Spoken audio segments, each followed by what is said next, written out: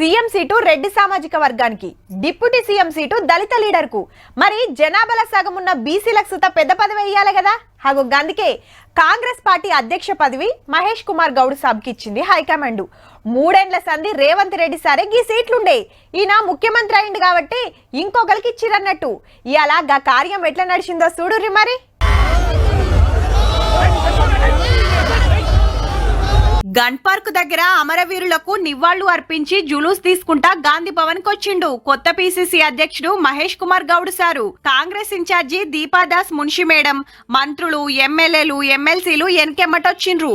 Gandhi Bhavan PCC ఛాంబర్లా పూజలు చేసినాక రేవంత్ రెడ్డి సార్కెళ్లి బాధ్యతలు తీసుకున్నాడు.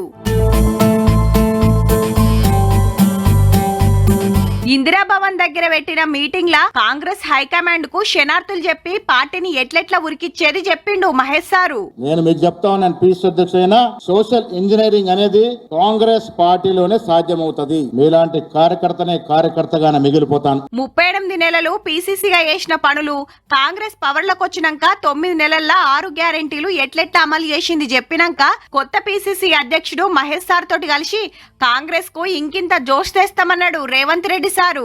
ముఖ్యమంత్రిగా నేను, పిసిసి అధ్యక్షుడిగా మీరు పార్టీ కార్యక్రమాలను కూడా జోడెద్దుల్లాగా మనం ముందుకు తీసుకెళ్లాలి. ఇచ్చిన మాట మీదకెళ్లి రైతు రుణమాఫీ చేసిన బీఆర్ఎస్ పార్టీలు ఏదేదో మాట్లాడుతున్నారని గరమైండు. 23 లక్షల మంది రైతులకు 18,000 కోట్ల రూపాయలు రైతుల ఖాతాలో వేసి రైతుల కళ్ళల్లో ఆనందం చూసినాం. నిరుద్యోగులకు గీ ముచ్చట చెప్పిండు.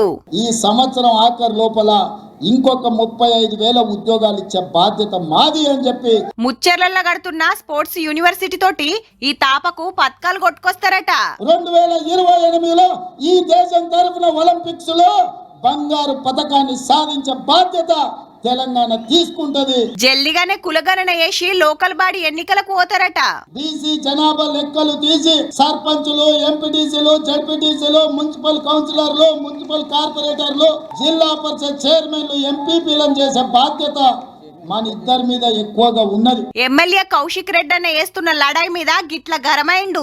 సంకనాకనిక విలువాలన్నా రా చూసుకుందామని చింతపండు అవుతుందని నేను చెప్పదలుచుకున్నా. మా మహేష్ గౌడ్ గారు కొంచెం సౌమ్యుడు అయి ఉండొచ్చు, నేను వెనకాలనే ఉన్న బిడ్డ. జై కాంగ్రెస్. ఫామ్ హౌస్ లో వండిన గుండెలు ఎదరాలరా నాయన.